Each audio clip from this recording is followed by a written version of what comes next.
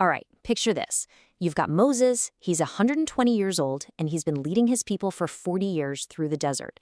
He's standing on this mountaintop, looking out at the promised land, a land he himself will never get to enter. And before he goes, he has one last, incredibly urgent message for the entire nation of Israel. And get this, it's a message that's going to decide their future, their very survival. So, what are we going to cover today? Well, we're going to break down this epic farewell speech. We'll start with his big warning, then dive into the dangers of, well, hanging out with the wrong crowd. After that, we'll look at the call to obedience, God's promise that just won't quit, and finally, the huge choice they had to make, remember God or forget him. All right, first up, Moses' final warning. Let's really set the scene here, because this isn't some dry political speech. No, you've got to think of this as a father pleading with his kids about their future. The stakes couldn't be higher.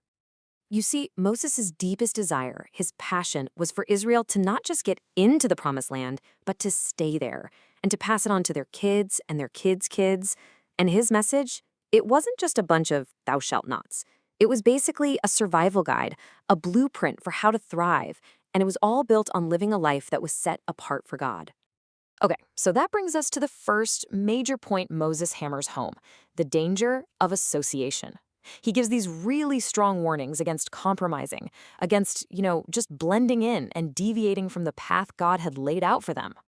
And Moses doesn't just talk in generalities. Oh no, he gets super specific about the dangers of mixing with the other nations in the land. I mean, their whole way of life was totally against God's laws. So what were the big red flags he pointed out? It really boiled down to two major things. Two areas that could totally corrupt the nation from the inside out. First, who they married. And second, who or what they worshipped. He was crystal clear. Don't intermarry with your ungodly neighbors, and whatever you do, do not get caught up in their idol worship. And just listen to this quote from Deuteronomy. For they will turn away thy son from following me, that they may serve other gods. So will the anger of the Lord be kindled against you and destroy thee suddenly. Wow. I mean, he lays out the cause and effect so clearly, right? This isn't about cultural tastes. He's saying, look, these relationships will pull your kids away from God, and that will lead to disaster, fast. The command was just so simple and direct. Stay separate to stay faithful. The whole point wasn't about being antisocial. The principle was that if you get too close to practices that go against your faith, you'll eventually just assimilate. You'll become like them, and you'll lose everything God promised you. And what's so fascinating is how this idea echoes throughout the Bible. This isn't just a one-off warning. Hundreds of years later, the Apostle Paul in 2 Corinthians says, "Be ye not unequally yoked together with unbelievers." He's using the exact same principle. It's this timeless idea that you can't tie your life to something that's pulling in the opposite direction without compromising your faith. So, after talking about all those outside dangers, Moses shifts gears. He turns the focus inward because he knew the real fight wasn't against the Canaanites. The biggest battle was going to be inside their own hearts. It all came down to a test of obedience. And he drops this profound truth on them, something they should have learned in the desert. He says, man doth not live by bread only, but by every word that proceedeth out of the mouth of the Lord doth man live. He's reminding them of when God sent manna from heaven, this weird food they'd never seen before, to teach them a huge lesson. Physical food keeps you alive, sure, but it's not what truly sustains you.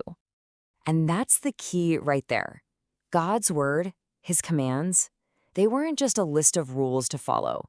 They were meant to be spiritual food. The very thing that strengthens your soul, that gives you conviction, that nourishes you in a way a loaf of bread never, ever could. So what about those 40 years of wandering in the desert? You might think that was just a punishment, but Moses says, nope, there was a purpose to it. That whole long, difficult journey was a test. It was designed by God to humble them, to make them rely on him, and to see what was really in their hearts. Were they going to obey or not? Now, here's the amazing part. Even though Israel failed that test over and over again, they were constantly rebelling, God's plan just kept moving forward.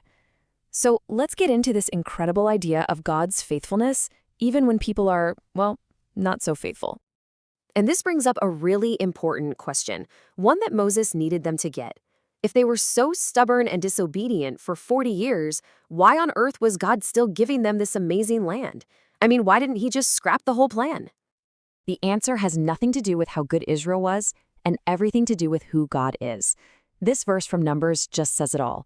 God is not a man that he should lie. Basically, God doesn't change his mind or go back on his word like people do. His promises are built on his own character, not on our performance. So Moses has to lay it out for them. He basically says, don't even think for a second that you're getting this land because you're so great or so righteous. You're not. The only reason they were inheriting it was because of a promise God made to their great-great-grandfather Abraham, hundreds of years before. It was all about God's promise, not their perfection. And this all leads to the final, ultimate choice that Moses puts before them. It really boils down to two options, a simple but life-altering choice. Remember God or forget him. And Moses does not mess around here. He doesn't want them to have any illusions about what happens if they choose to forget the God who brought them out of slavery. He spells out the consequences in stark, frankly, terrifying detail. Just look at this list. I mean, the consequences are incredibly severe. Forgetting God wasn't just, a minor mistake. He warns it would lead to being consumed and destroyed, to living without any hope, to being totally forgotten and rejected by God himself. This just shows you how serious this choice really was. So, this is it. This is the climax. 40 years of leadership, all the laws, all the miracles, it all comes down to this one final, powerful call to action.